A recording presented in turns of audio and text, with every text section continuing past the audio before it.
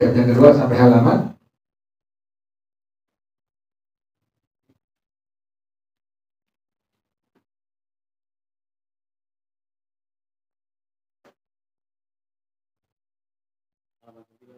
sudah bacaannya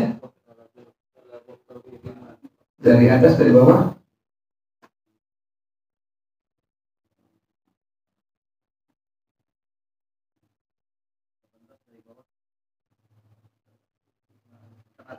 Iya.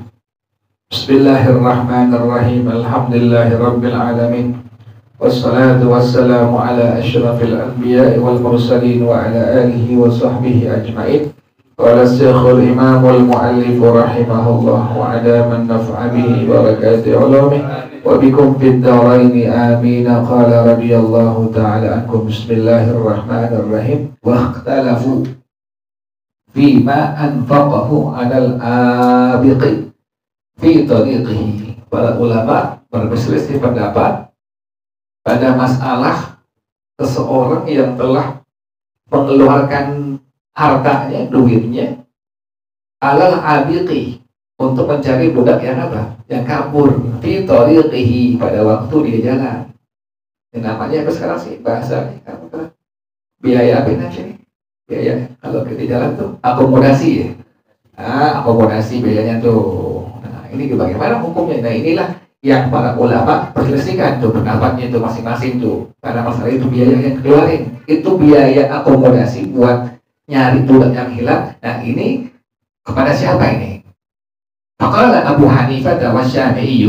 Pertama, berkata Al-Imam Abu Hanifah, Al-Imam Syafi'i rahimahullah, kedua berpendapat la yajibu ala sayyidihi, tidak wajib biaya tersebut dibebankan kepada tuan dari budak itu, dengan syarat idza anfaqa mutabarri'an, apabila ini orang membelanjakan duitnya, hartanya dalam keadaan mutabarri. Apa mutabarri? Wa huwa alladhi yunfiqu min ghairi idznil hakimi, orang yang membelanjakan duitnya, hartanya tanpa izin dari seorang hakim. Jadi pendapat yang pertama pada masalah biaya akomodasi, kan ini perlu biaya itu. Waktu nyari apa itu?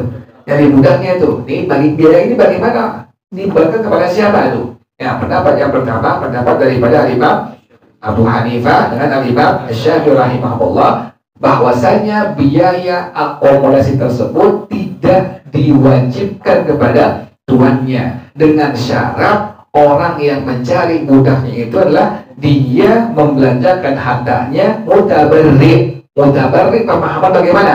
Tanpa izin dari seorang apa? Seorang hakim. Jadi tidak mendapatkan legalitas dari pemerintah setempat, tuh begitu. Dicari sendiri aja udah, tanpa dapat legalitas dari pemerintah setempat. Fa'in anfaqa bi'idnihi, kalau dia membelanjakan hartanya tapi mendapatkan legalitas dari pemerintah setempat, gitu ya, tadi mutabarri ya, mutabarri, dia cari sendiri itu budak yang hilang, tapi tanpa mendapatkan legalitas dari seorang pemerintah tuh, hakim itu pemerintah nih. Nah, maka dalam madhab Al-Imam Abu Hanifah, dalam madhab Al-Imam Syafi'i rahimahullah, bahwasanya biaya akomodasi tersebut tidak diwajibkan kepada tuannya tuh. Jadi tidak dibebankan secara wajib kepada tuannya. Nah, tapi fa'in anfaqa bi'irnihi, kalau dia membelanjakan itu uang, dikeluarin biaya akomodasinya dalam pencarian budak itu, itu budak yang tadi hilang, tapi dapat apa dari itu? Dapat legalitas, izin dari seorang pemerintah, dari hakim pemerintah. Kana ma anfaqa dainan ala sayyidil abdi. Nah, yang telah dia keluarkan dari biaya akomodasi tersebut itu adalah sebagai hutang atas tuan dari budaknya tuh. Tuan dari budak yang tadi apa? Yang tadi kabur tuh. Ulang lagi. Biaya akomodasi itu diperselisihkan oleh para ulama. Dibebankan kepada siapa? Yang pertama, dalam madhab Al-Imam Abu Hanifah, dalam madhab Al-Imam Syafi'i radhiyallahu ta'ala anhuma, kalau seandainya Kalau seandainya orang yang mencari budak yang kabur tadi, dia dalam kondisi mutabarrik, mencarinya tidak mendapatkan legalitas dari seorang hakim pemerintah ya, maka biaya tersebut tidak wajib dibebankan kepada siapa? Tuannya tuh, ingatin.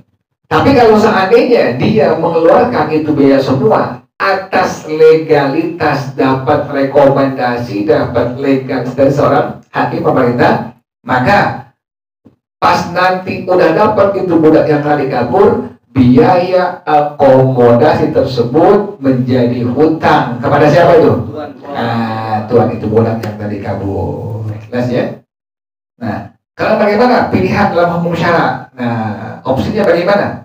Pertama opsinya, lahu an yahbisal abda indahu hatta ya'khudha ma anfaqahu. Tuh, opsinya tuh. Bagi itu orang yang telah mengambil, menemukan budak yang kabur tadi, lahu lam lil jawaz tuh. Lahu lam lil jawaz. Maka ngartinya boleh tuh, begitu. Tuh kalimat ngartiin boleh dari mana? Lam itu masing-masing, huruf jar itu masing-masing punya fungsi. Ini di antara huruf jar yang fungsinya lil jawaz, artinya boleh tuh. Lahu ay bahwasanya yajuzu lahu, boleh baginya. Apa yang boleh? An yahbisal abda indahu, ditahan tuh budak di sisi orang yang tadi nemuin tadi itu, ditahan dulu. Sampai kapan? Hatta ya'khudha ma anfaqu, sampai dia mengambil, mendapatkan yang telah dia belanjakan dari harta yang dia telah keluarkan tuh. Sampai tuannya bayar, baru apa tuh? Baru apa itu? Kasih ke tuannya tuh, begitu. Karena hutang itu sebuah biaya itu. Kalau seandainya mendapatkan izin, legalitas, rekomendasi daripada seorang hakim atau pemerintah. Terus gitu ya.